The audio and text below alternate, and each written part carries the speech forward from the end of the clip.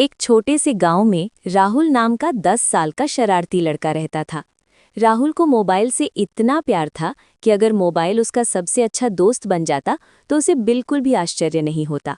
राहुल की माँ रोज कहती, बेटा बाहर जाकर खेलो, दोस्तों के साथ समय बिताओ। लेकिन राहुल का एक ही जवाब होता, बस 5 मिनट मम्मी, ये लेवल पूरा कर लूं। वो 5 मिनट कभी खत्म ही नहीं होते थे। एक दिन उसके पापा शहर से एक नया चमचमाता स्मार्टफोन लाए। फोन इतना शानदार था कि जैसे उसमें जादू भरा हो। उसकी स्क्रीन चमकती थी, गेम्स खुद ब खुद डाउनलोड हो जाते थे और आवाज़ भी बहुत साफ थी। राहुल तो जैसे खुशी से पागल हो गया। वाह, अब तो मज़ा ही मज़ा। उस रात राहुल ने खाना भी मोबाइल देखते देखते खाया, होमवर्क अधूरा छोड़ा और सीधा बिस्तर में घुसकर गेम खेलने लगा। तभी अचानक मोबाइल की स्क्रीन तेज नीली रोशनी से चमकने लगी। गेम का एक कैरेक्टर स्क्रीन से बाहर निकलकर बोला, राहुल, अगर तुम असली हीरो बनना चाहते हो तो स्क्रीन के अंदर आओ। राहुल ने सोचा, वाह, ये तो मजेदार है। जैसे ही उसने स्क्रीन को छुआ, ज़्ज़, एक तेज चमक हुई और राहुल गायब। सुबह जब उसकी माँ उसे उठाने आई तो बिस्तर खाली था, लेकिन बिस्तर पर मोबाइल पड़ा था और मोबाइल की स्क्रीन में राहुल चिल्ला रहा था, मम्मी मुझे बाहर निकालो। माँ की तो हालत खराब, वो रोने लगी। हे भगवान, मेरा बेटा मोबाइल में कैसे चला गया? गांव में खबर फैल गई, मोबाइल ने लड़के को निगल लिया। सब लोग घर के बाहर जमा हो गए। कोई कह रहा था ये जादू है, कोई कह रहा था एलियन का काम है। उधर मोबाइल के अंदर राहुल एक अजीब डिजिटल दुनिया में था।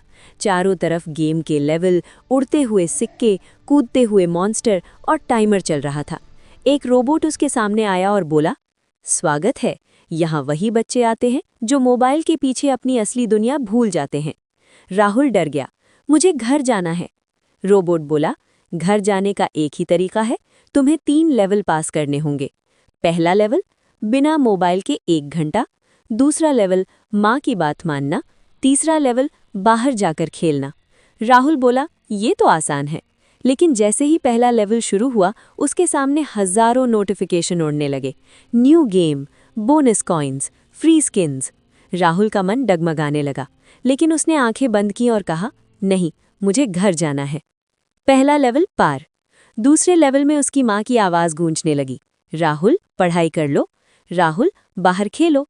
इस बार राहुल ने मुस्कुराकर कहा, हाँ मम्मी, अब से आपकी बात मानूंगा।